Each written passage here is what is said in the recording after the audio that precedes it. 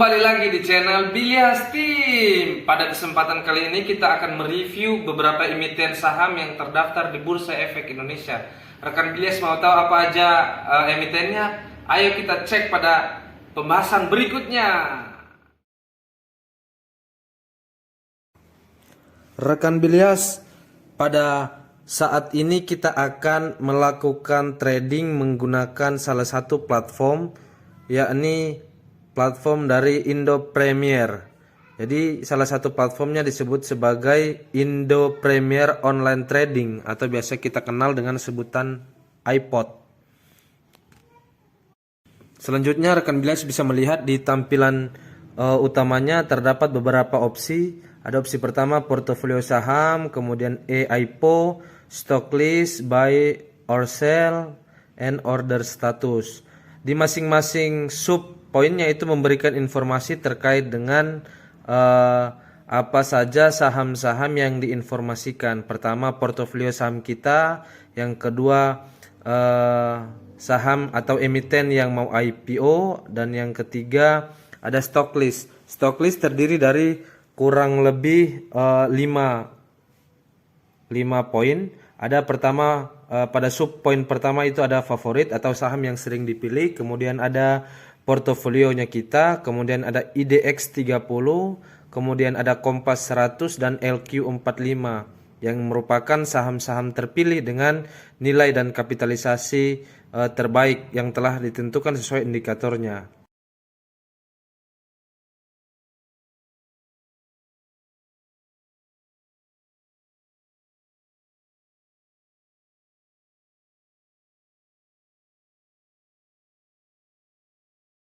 Kita coba akan mencari saham mana yang mau kita analisa.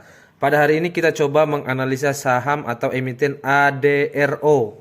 Di sini ada berbagai macam informasi yang disajikan, mulai dari trafficnya, mulai dari order booknya. Jadi kita bisa melihat jumlah penawaran dan permintaan dari saham tersebut. Jadi ADRO ini merupakan Adro Energi Indonesia.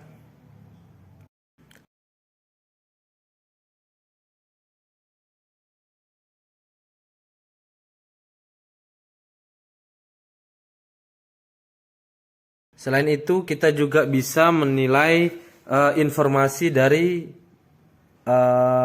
pos atau analisis menggunakan instrumen fundamental dari Adaro Energi Indonesia.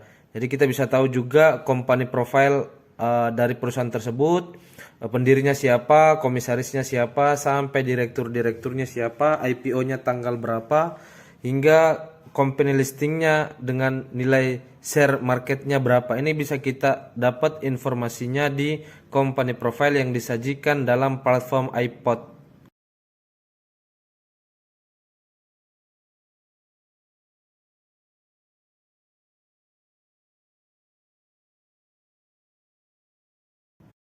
Selanjutnya rekan Bilyas bisa melihat terkait dengan chart yang disajikan dalam aplikasi iPod ini. Kita bisa pilih advance chart biar bisa menelaah lebih detail terkait dengan informasi yang disajikan menggunakan grafik batang ya.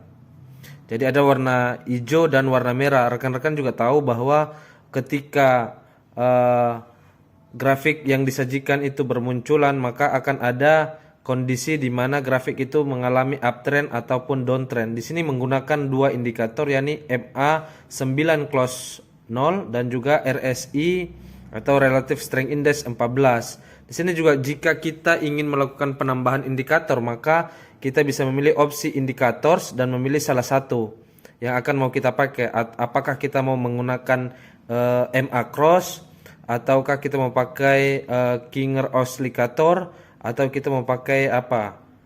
Nah, namun yang sering saya gunakan adalah indikator MACD sebagai indikator yang mempermudah kita dalam menganalisa pergerakan harga saham. Di sini terdapat informasi yang disajikan daripada jumlah permintaan dan penawaran, dan juga ditunjang informasinya menggunakan line berwarna merah dan berwarna biru. Ada berbagai macam informasi yang disajikan untuk kita bisa menelaah kemana arah gerak grafik ke depan. dalam beberapa jangka waktu ke depan kita bisa menelaah informasi yang disajikan dari indikator yang kita sajikan. Saya biasanya menilai bahwa apabila terjadi persilangan dari garis merah dan garis biru, maka akan ada informasi yang akan didapatkan dari arah gerak saham tersebut. Misalnya garis biru menyilang ke garis merah mengarahkan ke atas, begitu juga sebaliknya, maka akan ada dan ditunjang oleh permintaan yang tinggi, maka ini akan memberikan informasi terkait dengan peningkatan saham tersebut atau memberikan sinyal uptrend. Begitu juga sebaliknya, apabila garis biru menyinggung garis merah kemudian dia memberikan sinyal ke arah bawah, maka dia akan memberikan sinyal downtrend. Hal ini juga ditambahkan dengan informasi terkait jumlah permintaan penawaran, sehingga setiap indikator yang kita gunakan bisa kita kolaborasikan untuk satu keputusan beli atau jual terhadap satu emiten yang kita pilih. Dalam hal ini kita menggunakan Adaro Energi Indonesia, maka kita akan bisa melihat Adaro ini dalam beberapa jangka waktu ke depan akan mengalami uptrend atau dalam jangka waktu ke depan akan mengalami downtrend. Mungkin rekan Bilyas bisa sama-sama menganalisa di kolom komentar terkait dengan arah gerak saham tersebut. Ditunggu komentarnya rekan-rekan Bilyas.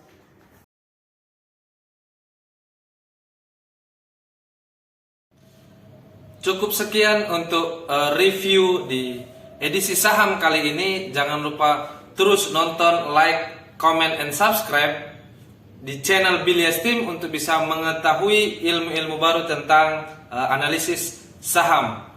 Namun yang dijelaskan dalam review di Bilyas Team bukan menjadi rekomendasi baku bagi rekan Bilyas untuk membeli atau menjual. Ini hanya merupakan konten edukasi dan sharing tentang edukasi saham. Mungkin itu saja. Jangan lupa like, comment, and subscribe untuk terus mendukung channel Bilyas Team.